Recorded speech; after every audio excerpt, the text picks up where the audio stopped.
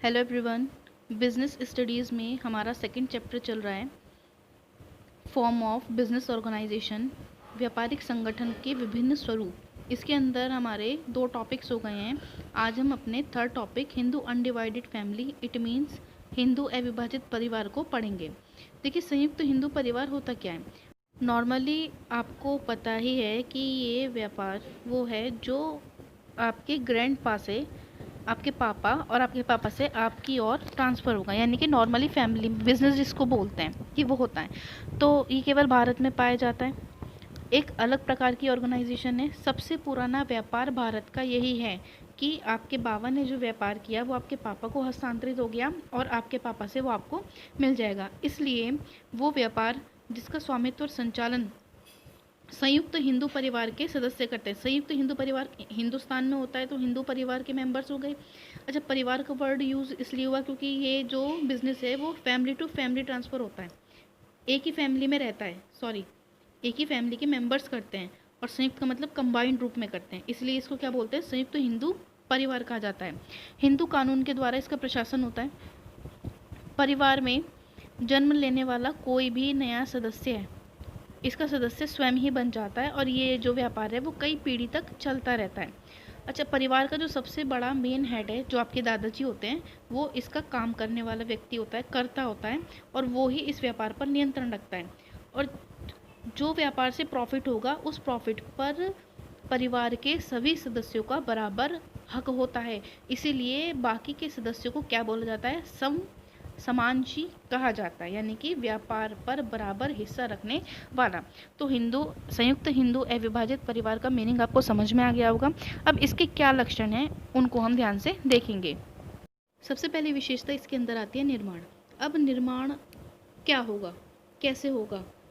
निर्माण करने के लिए परिवार के कम से कम 2 मेंबर्स की सहमति होना ज़रूरी है, और सहमति भी उन व्यक्ति की होगी जिनको पैतृक संपत्ति में विरासत प्राप्त हो, यानी कि अगर मकान बिकने लगा तो दोनों अपना हिस्सा लेने के लिए खड़े हो जाए।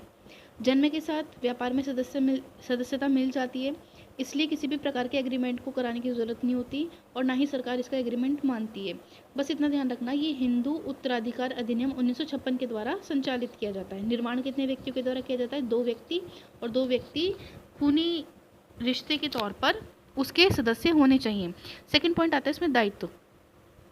केवल मुखिया का मतलब जो उस व्यापार की बागडोर संभाल रहा है, उसको छोड़कर व्यापार के जितने भी सदस्य हैं उनका दायित्व संपत्ति के अंश तक रहता है।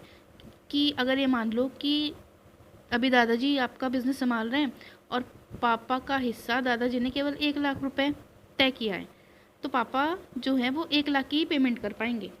ठीक। थर्ड पॉइंट इसमें आता है नियंत्रण। नियंत्रण कौन करेगा, जो मुखिया होगा, जो व्यापार को चलाएगा वो ही नियंत्रण करेगा, सारे डिसीजन वो लेगा, मैनेजमेंट भी वो करेगा, और बाकी के जितने भी मेंबर्स हैं उन सबको आपके दादाजी की बात माननी पड़ेगी।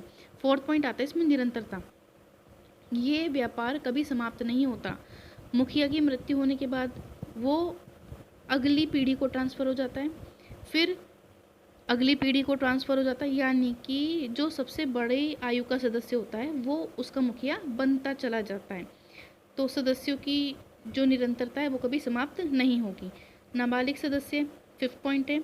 तो जो 18 साल से कम के व्यक्ति हैं, कम के बच्चे हैं, वो भी इसके सदस्य बन जाते हैं, जन्म लेते ही सदस्य बन जाते हैं। तो ये लक्षण थे। पहला लक्षण आपका निर्माण, दूसरा दायित्व, तीसरा नियंत्रण, चौथा निरंतरता और पांचवा नाबालिग सदस्य। तो ये 5 लक्षण आपको हिंदू अनडिवाइडेड फैमिली के क्लियर हो गए होंगे। अब हम इसके गुणों पर आते हैं। देखिए, कुछ ना कुछ क्वालिटीज़ तो हैं। तो सबसे पहली क्वालिटी इसमें आती है आपकी प्रभावशाली नियंत्रण। प्रभावशाली नियंत्रण का मतलब जब सारा डिसीजन एक व्यक्ति के हाथ में है, दादाजी के हाथ में है, तो कंट्रोलिंग बिल्कुल स्ट्रांग होगी, क्योंकि दादाजी की बात तो सबको माननी पड़ेगी और निर्णय लेने के अधिकार सारे उनके होंगे। आपस में लड़ाई झगड़ा नहीं होगा। कर्ता के काम में, दादाजी के काम में कोई हस्तक्षेप भी नहीं करेगा। उनको कोई सलाह दे सकता है लेकिन ज़बरदस्ती अपनी बात को नहीं मनवा सकता। तो इसका प्रभाव क्या पड़ता है कि व्यापार से संबंधित जितने भी फैसले होते हैं वो बहुत जल्दी लिए जाते हैं, सही लिए जाते हैं, और आपस में मतभेद होने का कोई कारण ही नहीं बनता। और इसी कारण जो है उस व्यवसाय में लचीलापन देखने को मिलता है। लचीलापन का मतलब है कि सिचुएशन के अकॉर्डिंग हम बिजनेस को चेंज कर सकते हैं। तो पहला जो इसका गुण है वो क्या है? प्रभावशाली नियंत्रण। अब हम अपने नेक्स्ट गुण पर आते हैं, जो है आपका स्थायित्व। अब स्थायित्व का मतलब वही है कि व्यापार तो अपनी जगह स्थिर रहेगा, उसका काम कभी ख़त्म नहीं होगा। अगर मुखिया की मृत्यु हो जाती है या उसका स्वास्थ्य सही नहीं होता, तो सबसे अधिक आयु का जो व्यक्ति है वो उस व्यवसाय को संभाल लेता है। ये भी इसका क्या है? एक बहुत बड़ा गुण है। थर्ड पॉइंट है सीमित दायित्व। ये भी हमने लेक्चर में पढ़ा था।